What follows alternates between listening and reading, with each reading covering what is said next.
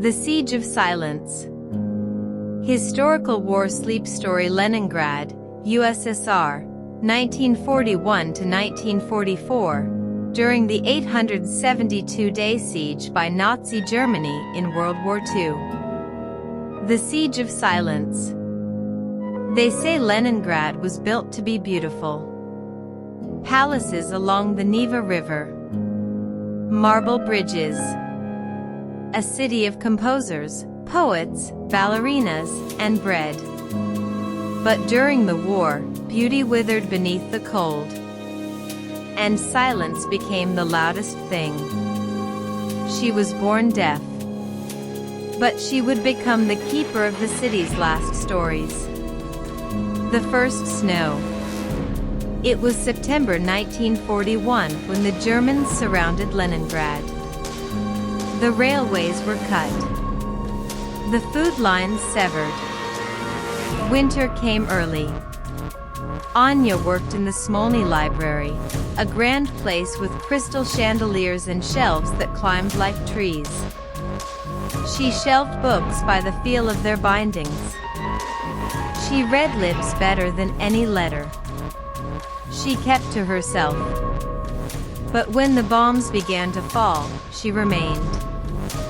She could not hear the sirens, but she could feel the glass tremble and the air tighten. Pages for warmth. The library was evacuated. Soldiers came for the rare volumes, but many were left behind, too heavy, too damaged, too forgotten. Anya stayed behind to guard them. By the second month of siege, there was no electricity, no food, no heat. People burned furniture. Some burned books. Anya refused. She slept beside the philosophy shelves, wrapped in wool and quiet. She wrote in a small leather journal, even when her hands shook from cold. She wrote not about war, but about silence. The Girl and the Dictionary. One morning, as frost covered the books, Anya found a small girl in the poetry aisle. Barefoot. Starving. Holding a volume of Pushkin like a weapon. The girl's name was Luba. She had been orphaned weeks earlier. She did not speak. Would not speak.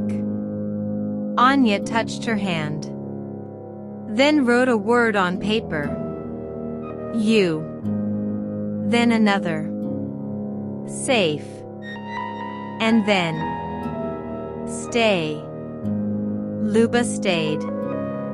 They shared a biscuit made of sawdust and breadcrumbs. They built a fire from broken chair legs, not pages. And in the evenings, Anya taught her sign language using a Russian dictionary, tracing letters into the dust. The secret room. The bombings grew worse. Windows shattered. Ice formed on the inside of the stone walls. One night, Anya found a locked door behind the theology section. Inside, a hidden room filled with banned books. Tolstoy. Akhmatova. Western novels. A few Jewish histories, too. She lit a candle and opened them one by one. Not to read. To protect. She called it the Room of Memory. She and Luba began placing messages in each book. Tiny scraps of hope. You are not forgotten. This is not the end. The sky will open again. They hid them like treasure. The day the music returned. In August 1942, the city prepared something unthinkable. A symphony. Shostakovich's Seventh, written during the siege. A call to life. Musicians gathered, thin as reeds, missing fingers, coughing blood. But they played. The concert was broadcast across the city. Loudspeakers echoed it even toward German lines. Anya could not hear it. But she felt it in the walls. In her chest. Luba pressed her palm to the library floor and smiled. Later, they found a note tucked in a returned copy of War and Peace. The music made me cry. I hadn't cried in months. Anya added it to the room of memory. The fire in January. The coldest January arrived in 1943. The library caught fire from a mortar strike. Flames chewed the history section. Anya and Luba dragged water in pots. Blankets. Snow. They saved what they could. In the end, much was lost. But the secret room survived. Blackened, but whole. That night, Anya wept, not for the books, but because Luba whispered, for the first time, "Thank you." Liberation.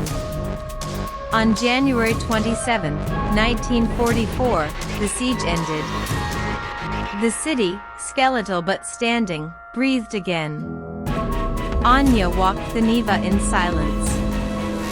She could not hear the cheers, but she saw tears. Flags.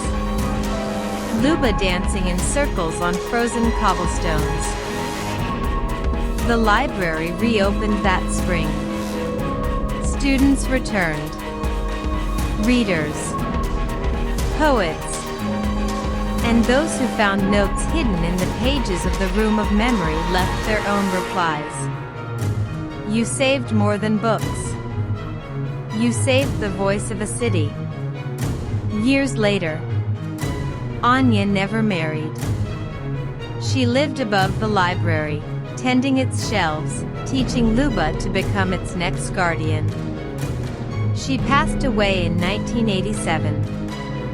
Her journal was found beneath a loose floorboard. It ended with these words. When sound vanished, I listened harder. When light dimmed, I opened the pages. Silence is not empty. It remembers everything.